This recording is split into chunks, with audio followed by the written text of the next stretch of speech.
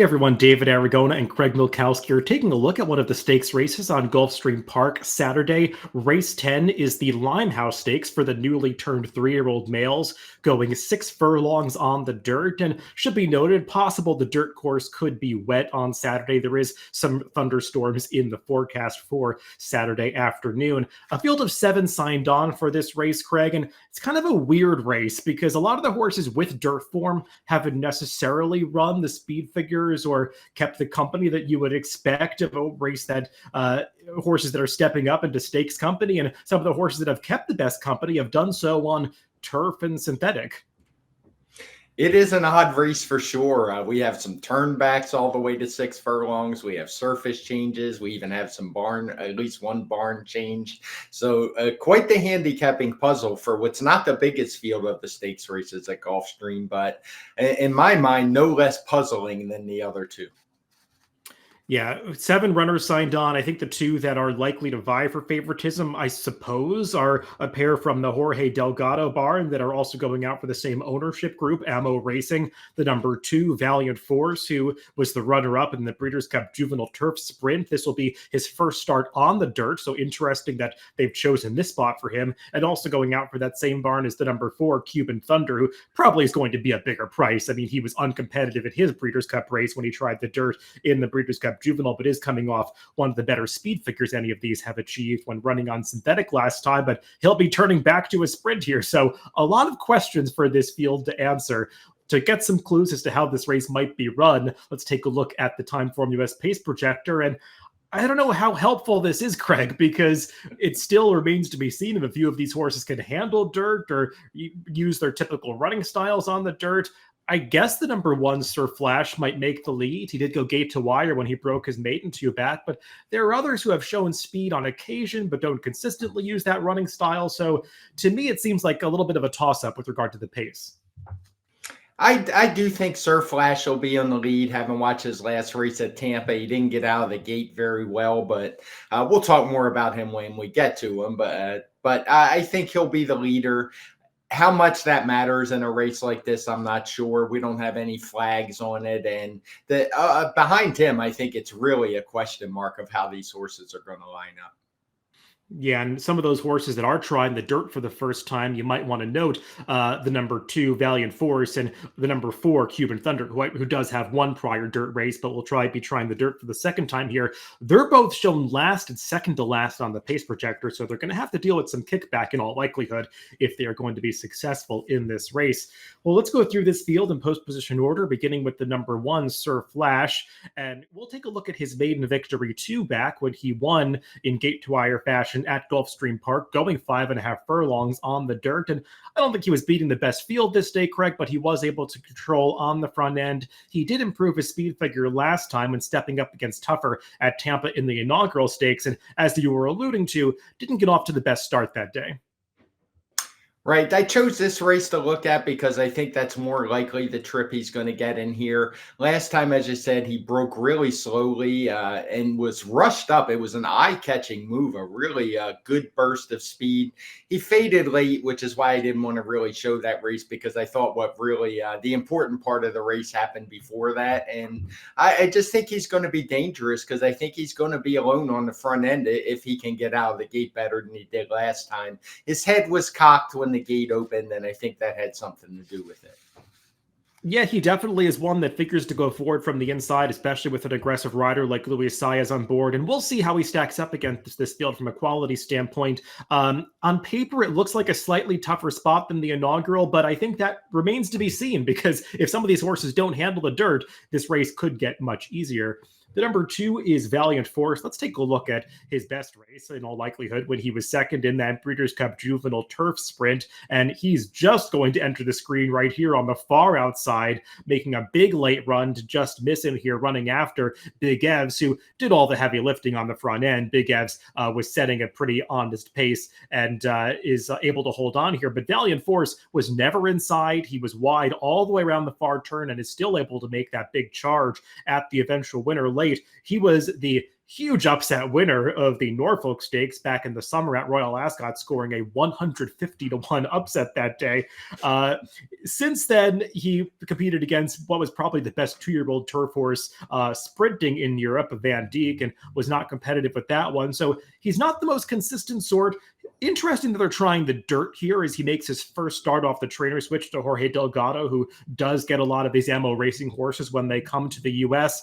Looking at the pedigree, Craig, on the dam side, for me, it was really more turf synthetic. The second dam was a turf synthetic specialist. The dam is a half-to-a horse that was stakes place on the turf.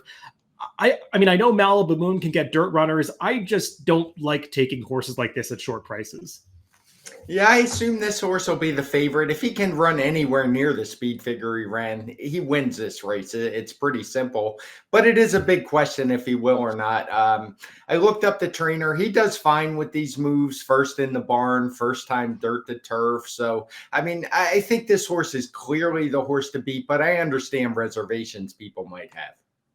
Yeah, and he does show a pretty strong work tab coming into this race. I was not able to see any videos of those works or access the workout reports just yet, though I'm sure there will be workout reports for Gulfstream on Saturday from Mike Welsh and his team, so check those out, the Clocker reports on DRF.com when they are available to see how Valiant Force has been working over the dirt. And I think that could be key because it's interesting that they've chosen this spot for him, a horse that doesn't have a particular dirt look to him, but he is an American bred, so perhaps that's part of the thinking going into trying this spot. The number 3 is Ship to Shore, and this is a horse who is going back to the dirt after having run on the dirt in his career debut, as well as the third start of his career in the Smoke Glacken Stakes. And I think you want to focus on that Smoke Glacken when you're assessing his chances, because he did face some legitimately good dirt horses that day, and Bookham Dano, who went on to win the Futurity and just narrowly lose the Nashua in New York after that, running some very respectable speed figures. C Streak, who was a narrow loser of the Mucho Macho Man last week at Gulfstream Park, so faced good company that day. Obviously finished a distant third behind them, but watching that race, he got kind of shuffled back in the early stages, ended up, I think, further back than he really needed to be behind a slow pace, and did some running to make a move up into third that day. So given the fact that that performance came in the summer of his 2-year-old season, I think it could be capable of better now, and maybe that last turf race is indicative of that, because I don't think he's necessarily a turf horse, but he did at least run somewhat competitively in the pulpit. Yeah, he was a tough call for me. He also broke through the gate before the start in that Monmouth race, the Smoke Glacken. So maybe that gives him some more of an excuse as well. He's a question mark. The speed figure stands out last time as very competitive in this field. And if you think it was just more improvement as he's advancing as opposed to the surface switch, he's a very strong contender.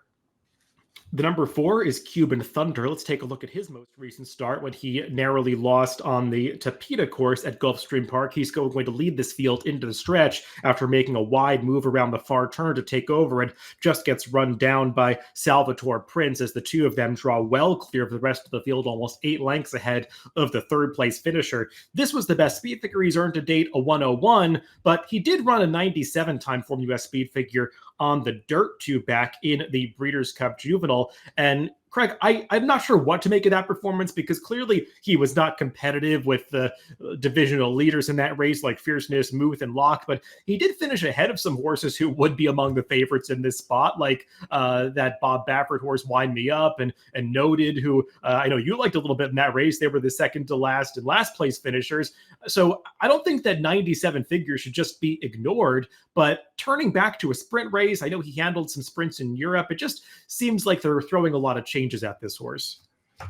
There is quite a bit. He hasn't won yet, so maybe that has something to do with it. I think this horse probably needs a turn back. You could see it last time. He just they went quick early. He made the lead and just gave it up when he looked like he was going to win at the top of the stretch. Really backed up in the Juvenile, though he did actually pass some horses, as you note. So I don't think the turn back's necessarily a bad thing. What I think is a bad thing is turning back all the way to 6 furlongs for a horse who hasn't shown any speed at all, as we saw on the pace projector. Yeah, I think the pace is going to be a real determining factor for both of these Jorge Delgado ammo racing horses. The number 5 is Louis the Sun King, and he's a horse who will be stepping up in class quite a bit. I mean, he beat a maiden claiming $40,000 field last time and only earned a 71 time Form US speed figure at Tampa. The good news is both of his prior races have come on the dirt, which is more than a lot of these can say, but just feels like this one's in a tough spot. Yeah, he's too slow for my liking. I mean, a 71 speed figure that's going to get buried if he runs that back. He's a newly turned 3-year-old, so he'll probably improve, but it's hard to see him improving enough to be a contender. The number 6 is Hermoso Hombre. He is another horse going out for the Jorge Delgado barn, though different ownership, making a trainer switch into Jorge Delgado's barn for the first time after competing for a different stable at Gulfstream Park in his first 2 starts. Both of those came on synthetic. He won his debut against maiden claiming foes, and then last time was second on the Tapeta surface, just going 5 furlongs. Another one who's got some real quality questions to answer. Yeah, you can see it in the race ratings, even if you don't just read it's a maiden claimer and a starter allowance, I assume, for horses who only won a maiden claimer. The speed figures are weak. He's going to be a big price, so if you think he's going to take the dirt, I guess I could see giving him a shot, but he's going to be a very big price for a reason.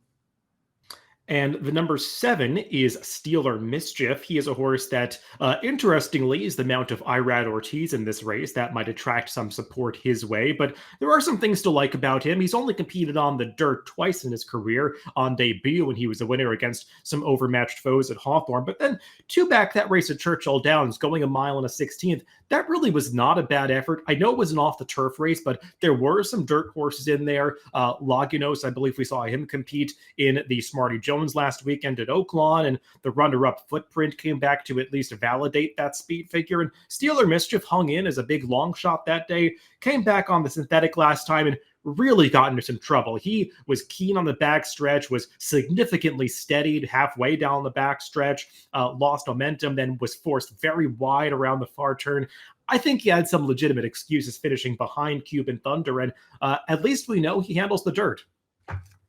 That last race is definitely worth putting a line through. The trouble you mentioned, different surface. I thought his Churchill race was decent. He turns back, which I think is probably a logical move given how he gave it up late. It's just a matter of if he's good enough, and that's a question for a lot of them in here. That 86 he ran that day, maybe he improves sprinting. He's going to improve just by maturing. So I don't blame anyone that thinks he's got a good shot. Well, let's throw up our picks for this Limehouse Stakes, and I'm not surprised that we're going in different directions here, Craig. I think neither of us have our top 2 picks in the top 3. That's just the kind of race that it is. There are many directions to go. You put the number 2 Valiant Force on top, and I've got no argument that he is the best horse in this race. I just wonder if he's going to be the best horse on dirt.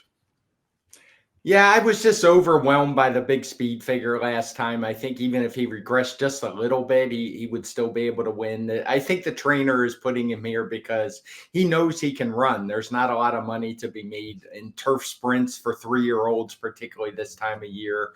So it feels like he knows what he's doing. He's going to be a short price, so I'm not sure I'd actually bet him at the windows. I might even go to the horse I have picked second, who I think is going to be alone on the front end if I were going to make a bet.